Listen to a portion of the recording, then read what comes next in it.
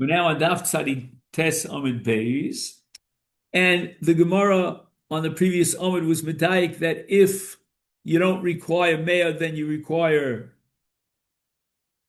Shishim.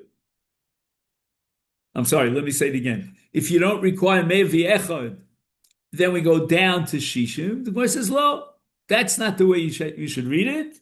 B'Meah, we go down from 101 down to 100, and that's the way Rav Dimi is going to defend himself."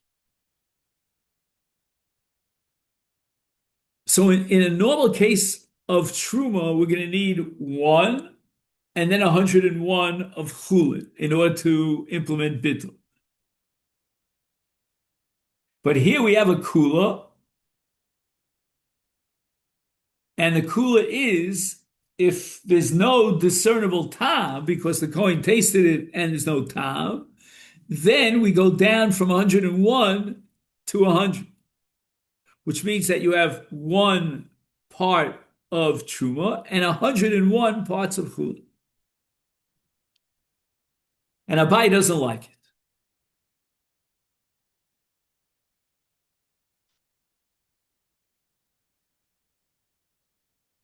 So again, this is all a discussion between Abai and Rav Dimi back and forth. Now, what Abai is going to analyze now is the entire structure of the Mishnah in Orla. There's a Resha and a Seifa. And from the Seifa, we can derive the Resha. And from the Resha, we can shed light on the Seifa. Notice we want to maintain the integrity of the Mishnah. V'ha mida Resha b'mea, havi Seifa b'shishim. In the case of the Resha, which was min b'mino, and we had in min b'mino lahachmir and lahakel,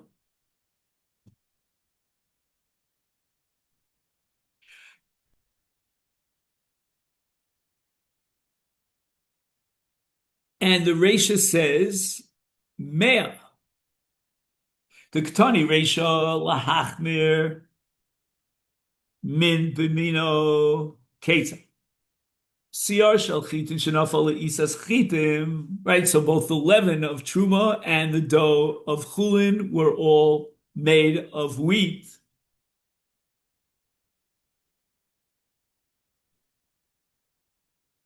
And how much leaven of truma fell in? Yesh bo kedei lachametz. Is the Mishnah says in the Resha, Bein sheyesh bo kidei lahalos b'mea v'echad, bein she'ein bo kidei lahalos b'mea v'echad. Asur. Why? Because kidei lechametz. Kidei lechametz means that the tam is discernible. The tam of the truma leaven is discernible in the chulin dough.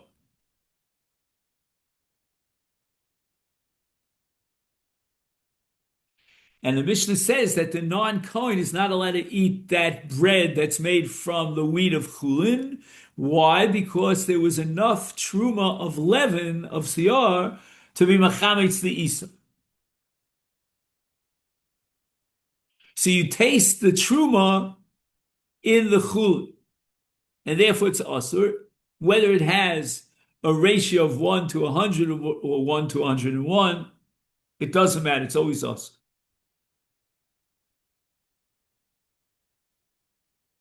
Ein bo lahalos b'mea v'echad.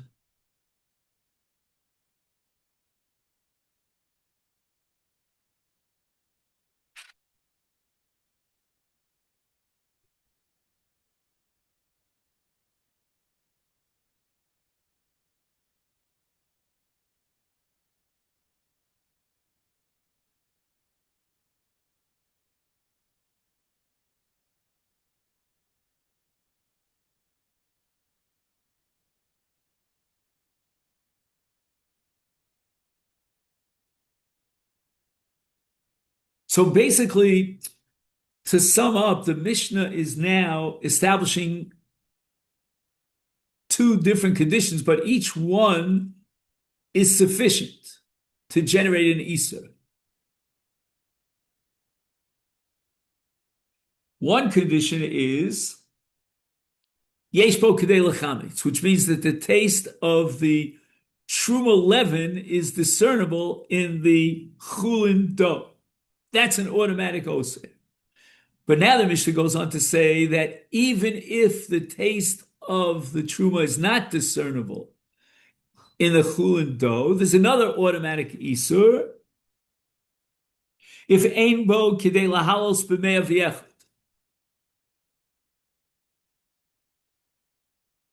Ben sheyesh bo kedei lechametz, ben she'ein bo kedei lechametz also. Fascinating. I mean, this is a curveball. We didn't know this. We thought that if the Kohen tastes the Chullin dough and there's no taste of the leaven that's truma, it would be mutter automatically and absolutely. Nay, the Mishnah is saying here in the Reisha that you need, in addition to condition number one, that there's no taste of truma, you need condition number two, that there's 101 in the Chullin against the one in the truma.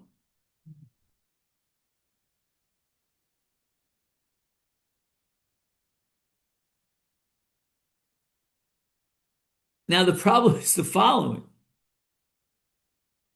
It would seem that the Seifa is a repetition of the Reisha. And that's what Abai wants to point out to Rav Dimi. Reisha v'Seifa b'meya. I mean, obviously, the Reisha is in contrast to the Seifa. So what are you going to tell me, Rav Dimi? You're going to tell me that it's meya? In both the Reisha and the Seifa, it's meya? Why the repetition?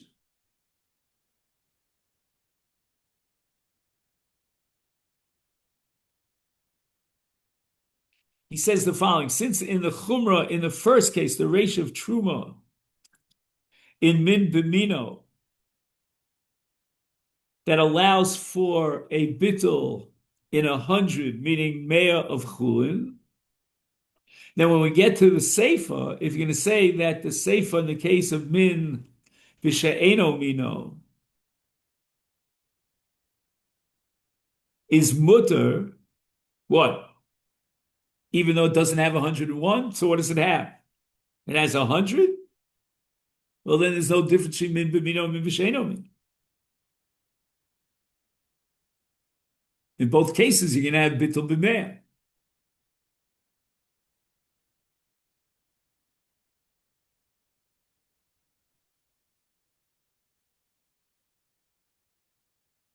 So the only way of justifying the repetition and to find something that distinguishes the Reish of Min B'Mino with the Seifa Min B'She'eno Mino is only if you assume that the Reish is referring to Meo and the Seifa is referring to Shishim, which would mean that Shishim is the shear of Bittul and Min B'She'eno Mino. And that's against Rav Dimi, who says the shear is Meo. That's how he interpreted the parsha of Zroa Be'aya. Look, Rav Dimi says that's not so. We don't have to make a contrast between Mea in the Reisha of Min B'Mino and Shishim in the Seifa of Min B'She'eno Mino. No. The contrast is going to be that in the Reisha of Min B'Mino we require Mea V'Echad, and in the Seifa of Min B'She'eno Mino we make it, and all we need is Mea. Reisha B'Mea V'Chad, 101. Seifa B'Mea. We go down one notch from Mea V'Echad down to Mea.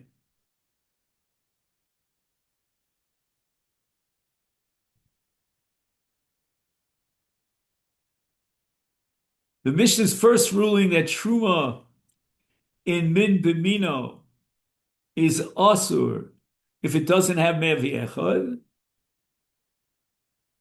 it means that the bittul of Truma in Min B'Mino requires Mea V'Echad. 101 permitted parts against the truma, total 102.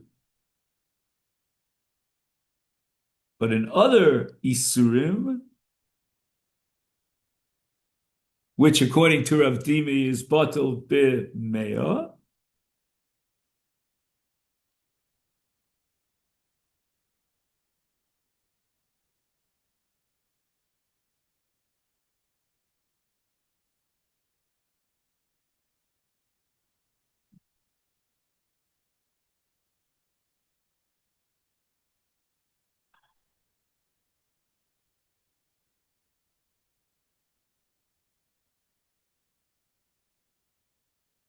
so let's try to figure out what Abai is bothered by here. Very, very complicated. Sorry. Frekt Abaye v'chi yesh bo kidei lechametz. If we go back to the ratio,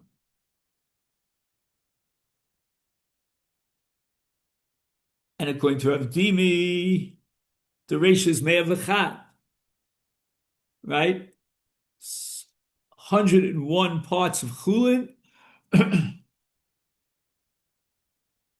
and the leaven that's truma is 1. So it's 1 to 101. And that's a case of ki yesh bo kidei lechametz.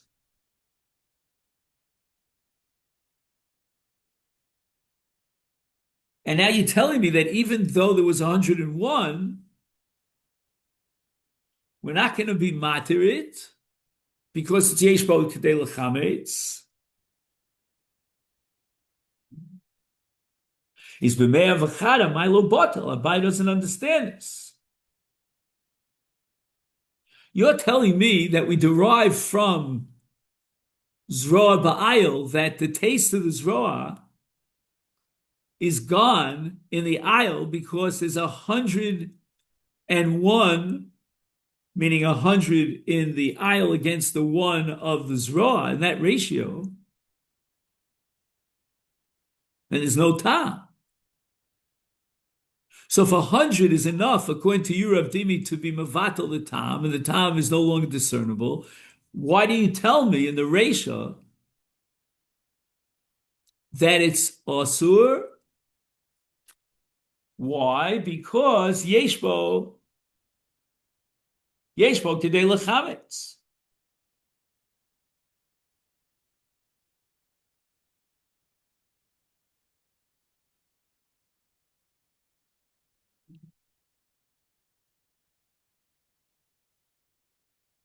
Right? And the difference between the Reish and the Seifa, according to you, Rav Dimi, is the Reish is talking about 101. So we have 101 parts of Chulin connected to one part of Truma. So why is it also?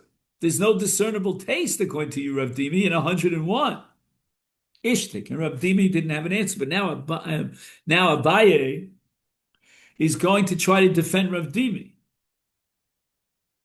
Dilma, shiny sior de chimutzo kosher. Enochinami. Rav Dimi is right. As a general rule, if you have 101, then the taste is not discernible. And we couldn't care less whether it's yesh bo kidei lechametz or not. 101 would tell me there's no tam, and that's automatically mati.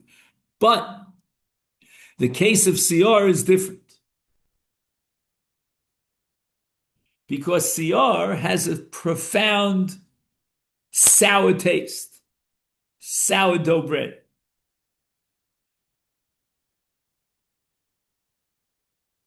And therefore, a very sour piece of leaven is capable of imparting a discernible flavor into a dough that's 101 times its size. Amalei, Rav Dimi hears this good news from Abai to defend him. He says, Adekarton milsa the Omer of Yosef Reb Chanina. Now, the Dalid in Aramaic replaces a Zayin in Lashon Kodesh. So when you see the word Adkar, you read it as Azkar. Miloshin Zachar. Zachar is Zechira, meaning you reminded me. You reminded me of something that Rabbi Yossi taught me. What did Rabbi Yossi Bar Chanina say? Lo kol ashirim shav.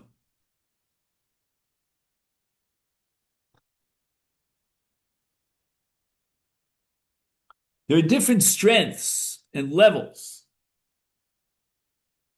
as far as whether it gives a discernible flavor or not. Shaharei tzir. Okay, now we're talking about the red liquid of a non-kosher fish. It looks like dam, but it's not really dam. It's like very thin. The fish has that reddish colored water.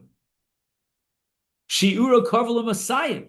Tisnan dag tamei tziro asur. Rabbi Yehuda Omer revius bisasayim.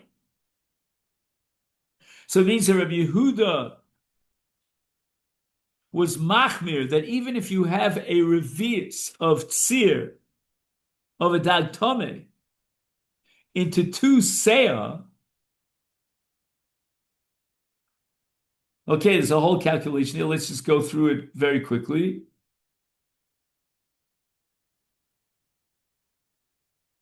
Oh, interesting. He calls in English tzir brine. Okay, I didn't. Anyway, a seah is a measure of volume equal to 6 kavim. A kav equals 4 lug. 2 seah measures 48 lug, or 192 quarter lugs, which is rounded off to 200. Anyway, we see that there are substances that can impart flavor to a food that's more than 101 times its size.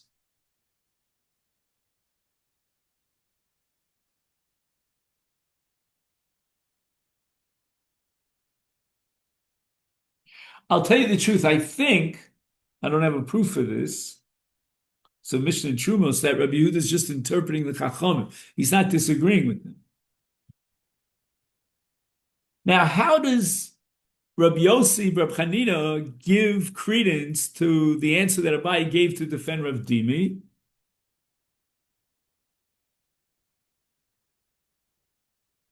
That even though normally we say 101 is no discernible taste, but in the case of leaven, of chimutz, shechimutzo kosher, you would need a higher ratio. And 101 is not sufficient. That we saw already by tzir of a dag tom.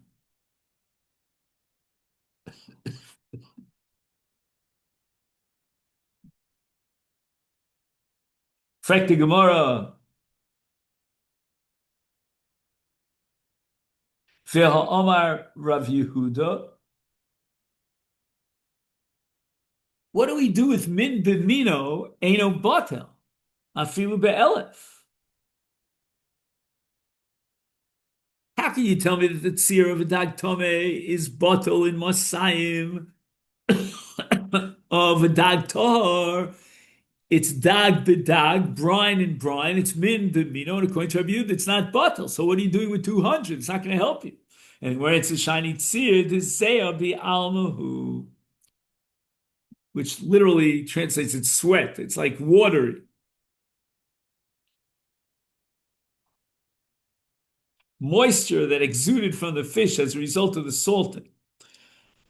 It's not really part of the fish itself, and therefore it's mutter midoraisa. It's only also midorabanan. Rabbi Yehuda says that if it's only d'Rabbanan, then even though min b'mino eino batil, but here, if it's only d'Rabbanan, then there is bit.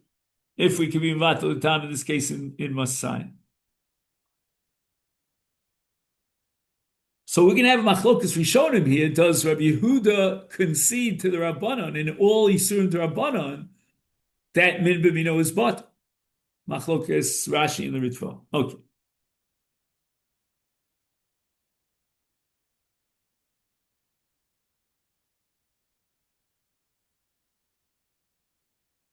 Now, guess what? We're going back to Gid Anoshim after this whole detour. So we have a yerech, and instead of removing the Gid Anosha, we cook the yerech as is with the Gid Anosha inside, And the Mishnah tells you that it depends whether the Gid Anosha gave taste, because the Mishnah holds that Gid Anosha yesh bo tam, yesh begin b'nosei tam, in the Yerech. Now, how do we measure this all out? Kesad Mishirin.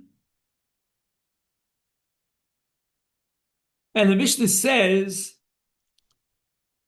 that we use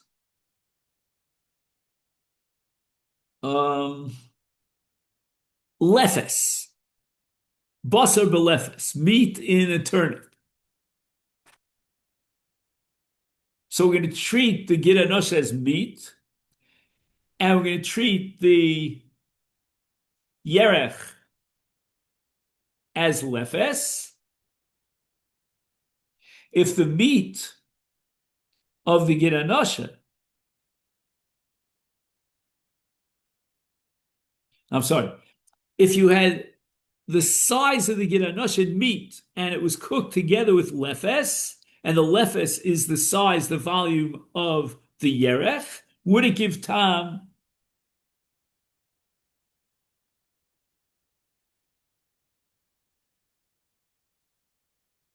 In the lefes. Rav Huna kibasa barashe lefatos.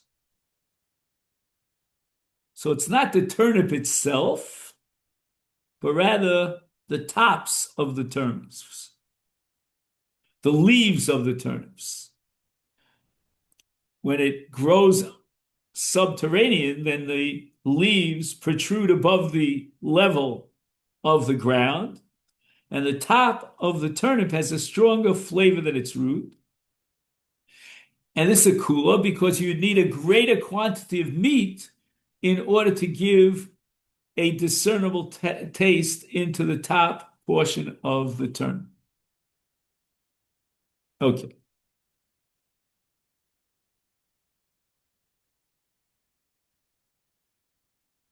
So all this is based on the principle called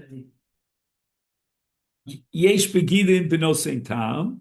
Mastisin Deloke Hai Tana, that's against the Tana of the Brisa, Rabbi Shmuel Benosha B'Yochim B'Rokomer, Ein Begidin Benosein Tam. So therefore, if you would cook the Yerech with its Gid Anosha inside of it, then as long as you remove the Gid Anosha, you could eat the rest of the thigh. And it doesn't matter whether you have Shishim, Kibasar Belefes, or you don't have Shishim, Kibasar Belefes. Hahudi also Kami Rav Chanina, Havi Yosef, Rabbi Yehuda Bar Zvina Abava. Bava means the Shar of the base Medrash. Kinafe, a person came out, and Rabbi Yehuda, who was outside the Shar, approached him. My Amalecha, tell me, what did he, Rabbi Chanina, say to you? Amale, Sharya Nile.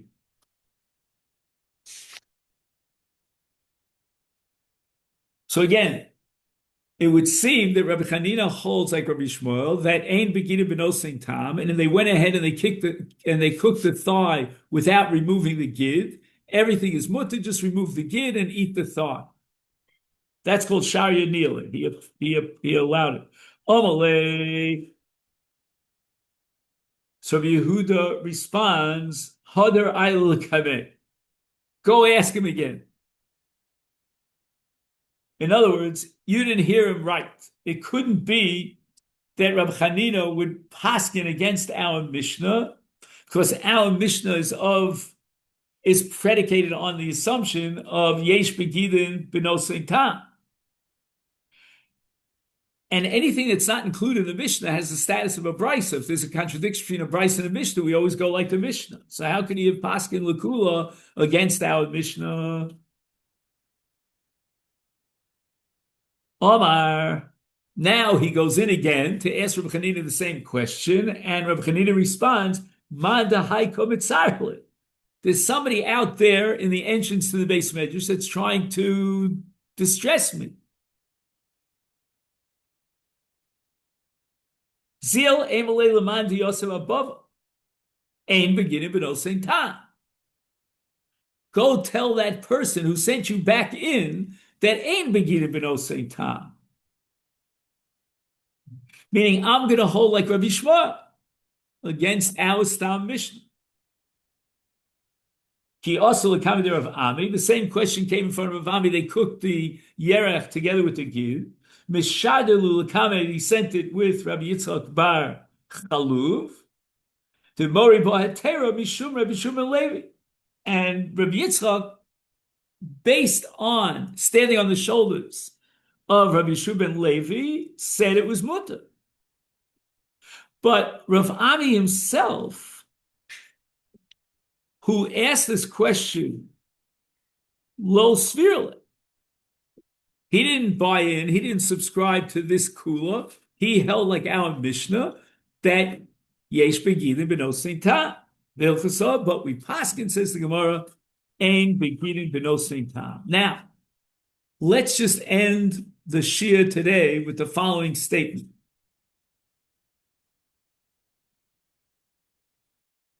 In all our discussions about cooking the thigh of the animal together with its gid, we always assume that after the cooking, we remove the gid.